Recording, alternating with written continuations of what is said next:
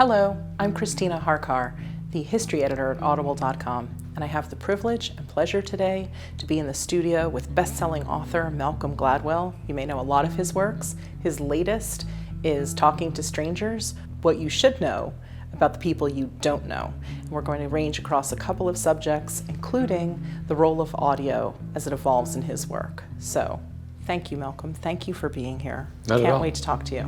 Yeah.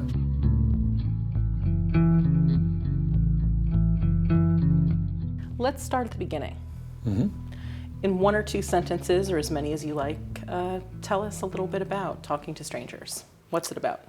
Well, it's a book about how we're bad at talking to strangers and why. It dawned on me as I looked at the kinds of many of the cases, controversies, things we were consumed with, that many of them had a common thread, which was they were about two people who didn't know each other well, who were required to communicate and did a bad job. And I began to think of that as something powerfully characteristic of the time we live in.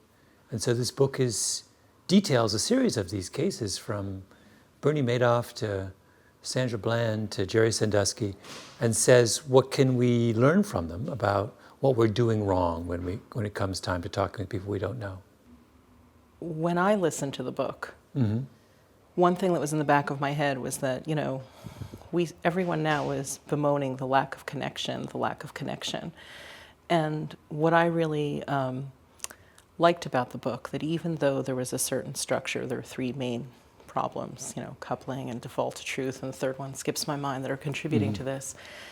At the heart of all these stories, I really felt like you were inviting listeners and readers and your audience to find ways to connect despite the lack of connection. Is that true, or did I make it up? Yeah, no, it is. Fundamentally, it's a book that deals with a lot of very heavy subjects.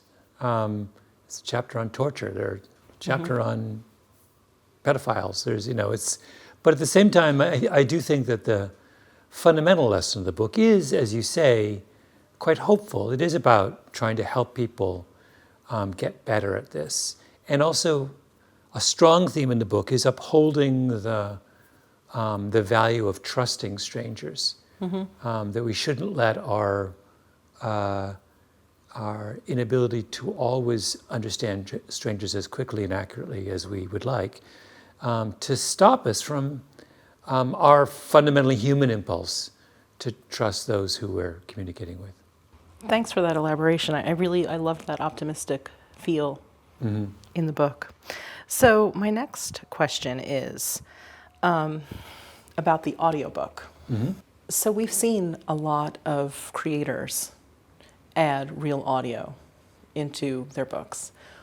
But what makes yours really special is that you are a best-selling author and narrator, choosing out of a creative impulse to intercalate real audio into a script. So can you talk a little bit about that? I started 4 years ago, doing a podcast called Revisionist History, which began to consume more and more of my time and attention. And I sort of fell in love with audio and its potential.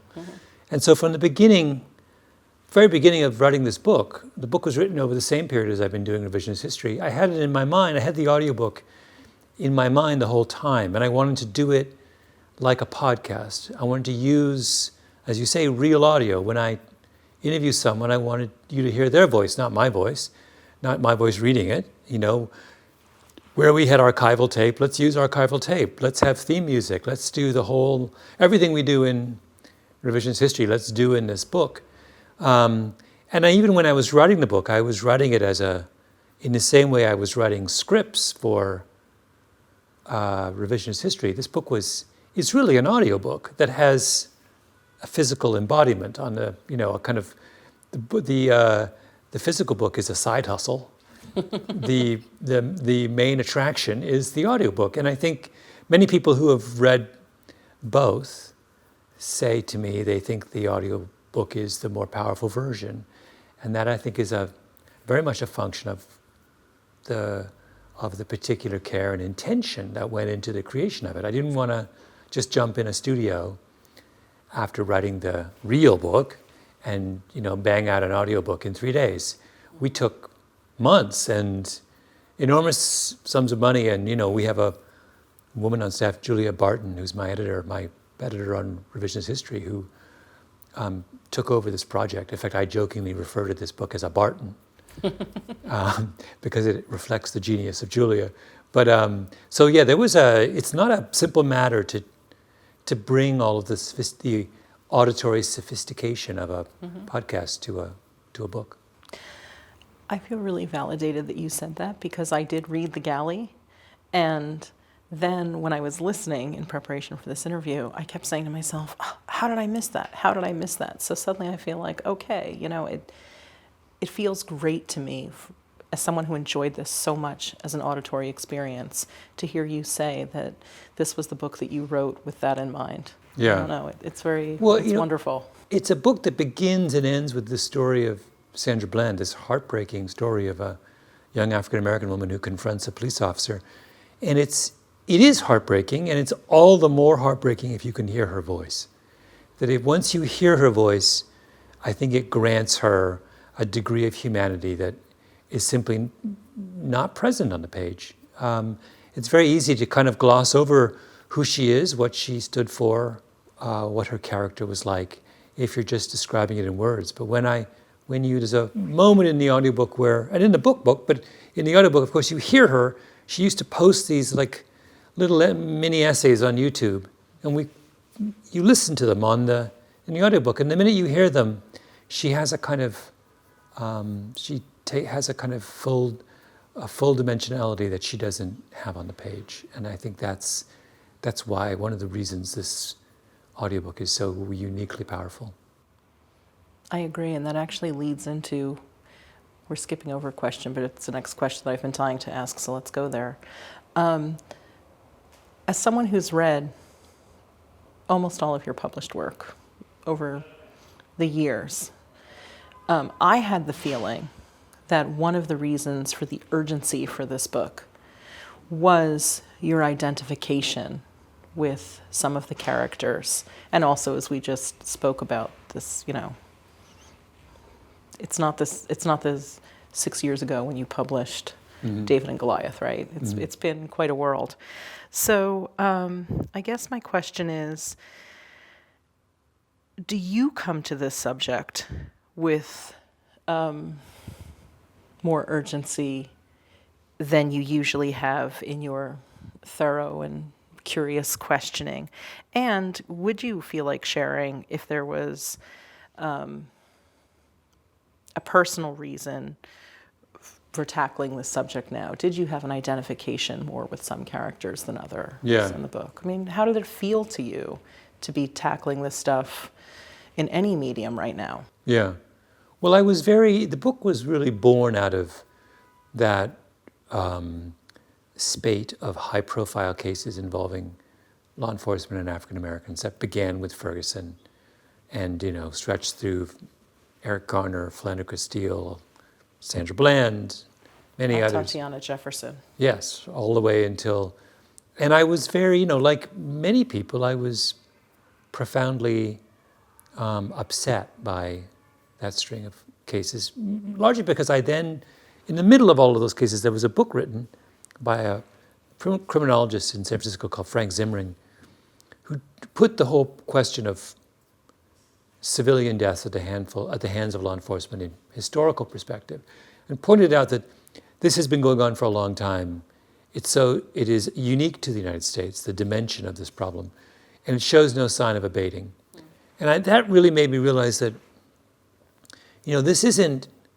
we have simply chosen for a brief period of time to be concerned about this issue. I was concerned, this was borne out by facts, that over time our interest in this issue will wane, but we won't solve it. We've had a century to solve it, and we haven't made any real progress against it.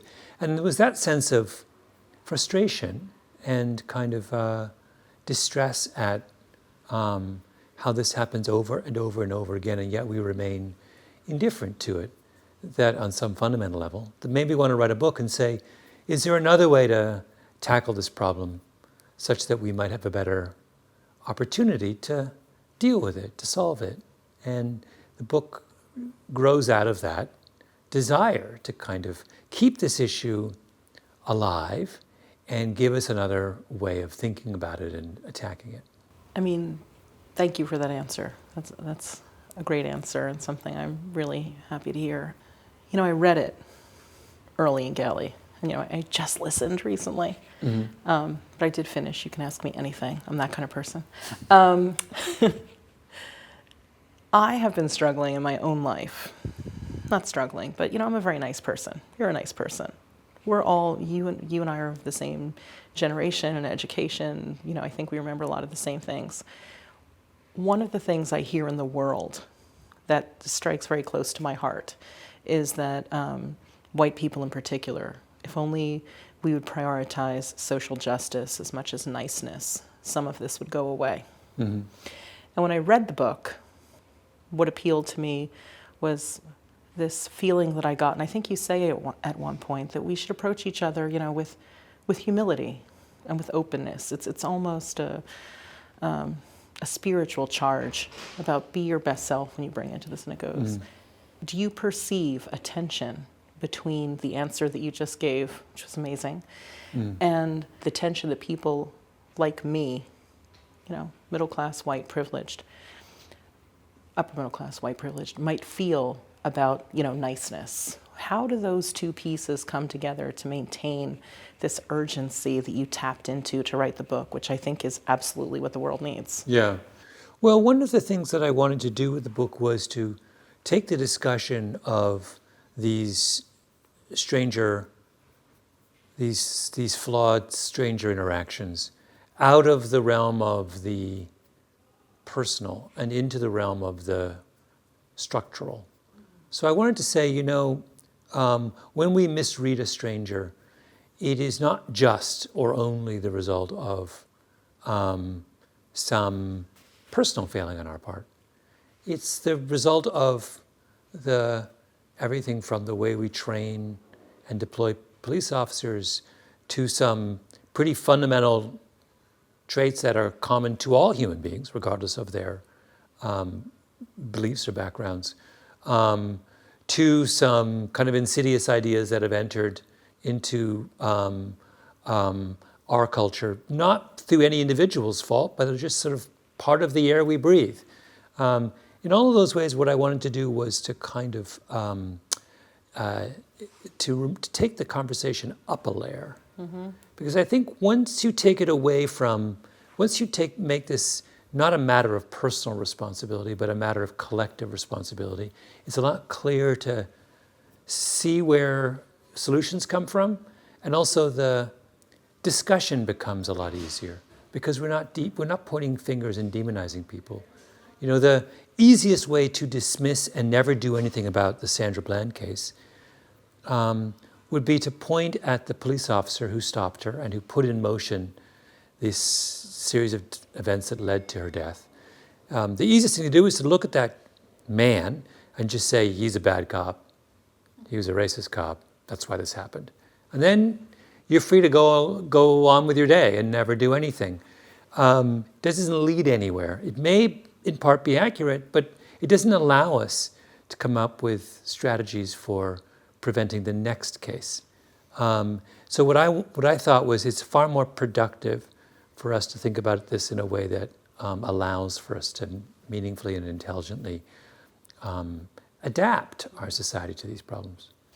Would it be fair for me to paraphrase some of what you just said as, less personal, more actionable? Or more, it's less personal and more structural. But both those things. Structural is actionable in a certain way, right, in a way that personal is not. No, I did hear that. It's just a mind like mine needs a minute to take it in. Structure. Yeah. Okay, so that leads me to ask about the reception of the book, because on Audible, people love the book. How do you feel? Do you feel that people are coming to this work in the way that you meant it? Like, hey, let's do something actionable and let's apply some structure. And do you feel that? If so, how? Hopefully you feel that way about Audible. There are three questions in there, but I feel like giving you some space. Well, the fact that this book has sold more as an audiobook than as a physical book, far more, is gratifying to me because, as I said, I intended it to be an audiobook. And when I hear people I get far more response from people who listen to it than those who read it. Because I think those who listen to it are far more moved emotionally by it than those who read it, just because of the power of audio. What I can't speak to is the impact the book has, but I will only say this, that I think it's a lot easier for people to change their behavior, their perspective, or when they're affected emotionally by what they have listened to, than if it's simply an abstract kind of theoretical question. So I am encouraged by that particular response. But as a writer, it's asking a lot to expect your works to change the world. You're just dropping a pebble into the ocean. You can only hope to kind of start a conversation, which goes on from there and hopefully leads somewhere productive.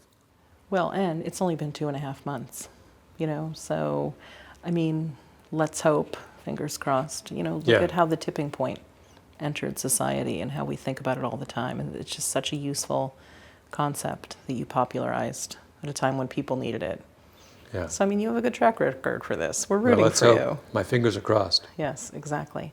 So I'm almost done, but now that reminded me of something else, which is your listening life. Mm-hmm. So first of all, thank you for creating Intermedium. If I didn't already say that, all the kids in audio, thank you. Mm-hmm. And, we are happy to see this happen. Yeah. So I have one final question, and then I'm going to let you off the couch and back into your fabulous day job of working on cool ideas. Is there anything about talking to strangers that you feel like saying that my questions failed to elicit? I don't know. When you read a book, what you're always struck by is how idiosyncratic people's reactions are. And so you can't, and that's an enormously gratifying thing to learn, that everyone who reads it in a different way and elicits something different from the experience. And so I can't speak for anyone else, That's the lovely thing that you discover. So all I can say is, to those who haven't experienced it, the book you listen to is a different book from the book I will listen to or anyone else will listen to. Different things will register with you. You will scream in frustration at different moments. You will say that Gladwell's an idiot at different points. There are all kinds of things that will be unique to your own experience. Great. And on that note, thank you very much for being here and for talking with me. Yeah, not at all. Hello there, I'm Malcolm Gladwell. I am the author and narrator of Talking to Strangers, available now on Audible.